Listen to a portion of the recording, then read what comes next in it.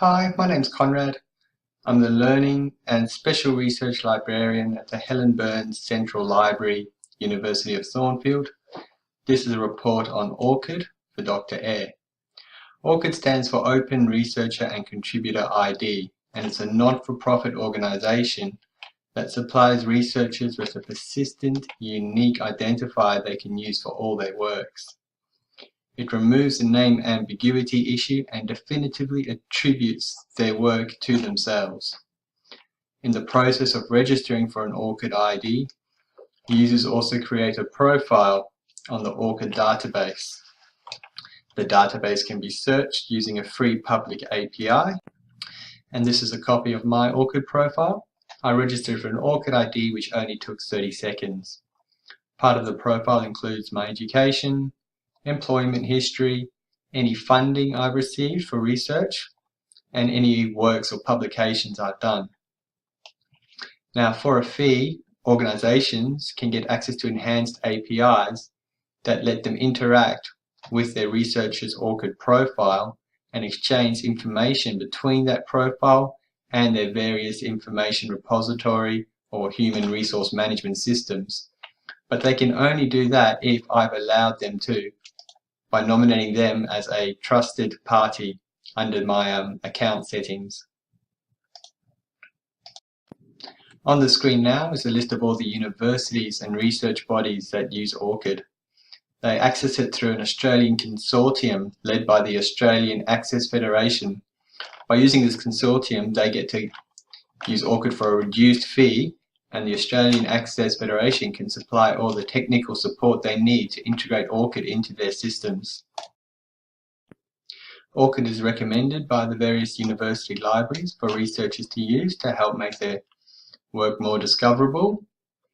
3 universities have taken it further: the University of Western Australia, the Australian National University, and the University of Melbourne all require an Orcid ID for their researchers and for any postgrad students wishing to publish. All 3 have also integrated Orcid into their research information management systems.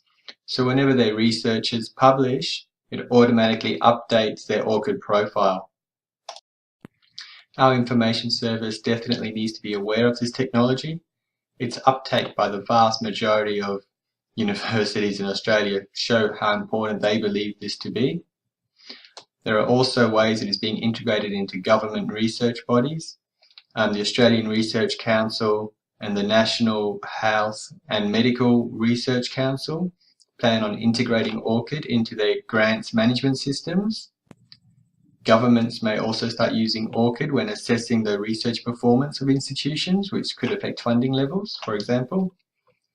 And also, journals and publishers are increasingly requesting an Orcid ID for any publications. And in fact, 48 journals and publishers have signed an Orcid open letter stating that you have to supply an ID to be published in this journal. While Orcid will primarily benefit the university as a whole, there are some more practical library-specific applications we could use it for.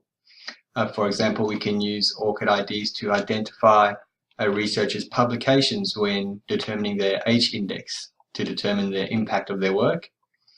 The other thing it allows us to do is to compile accurate bibliographies of faculty and researchers, so we can determine exactly what publications they're using, what research materials they need, their interests, and then this can influence our decisions when we decide to renew journals or cancel them entirely. A couple of advantages of Orcid: it improves the discoverability of our researchers' works and strongly affiliates them with our university, and this can help our reputation. Another advantage is there are also time-saving factors. Integrated into our university systems, the Orcid platform can automatically populate various research, submission and reporting forms, saving them time. Possible challenges to the implementation of Orcid would be addressing privacy concerns from our researchers, where we'd have to thoroughly explain the trusted parties or the private setting.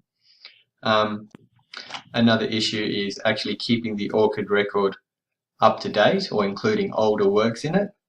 But Orcid is fully compatible with other forms of author ID like Researcher ID and Scopus Author ID, so that can be imported into Orcid. And when the Orcid record is integrated into university systems, then it will be updated automatically as the researchers publish using their ID. From my own interactions with Orcid, it appears relatively straightforward and doesn't require a great deal of computer skills or computer literacy skills to interact with. The real challenge will be integrating Orcid into university systems. That will require programming knowledge, software knowledge, especially application programming interfaces. But this is something that can be passed on to the university IT department. If they join the consortium with the Australian Access Federation, then they would get free technical help. And there's also a sandbox testing environment where they could test any integrations as many times as they like before implementing. There has been one security incident involving Orcid. In February 2016, 46,000 private profiles were made public. No passwords were exposed. Everyone affected was notified. The very next day, an announcement was made, and the source of the exposure was tracked to a software upgrade, and that was fixed correctly and promptly. Despite this, it is still my recommendation that the university adopt Orcid, preferably through the Australian Access Federation, where they would receive it for a reduced cost, as well as receiving local technical Orcid experience and also an environment in which to test possible Orcid integrations into the university systems.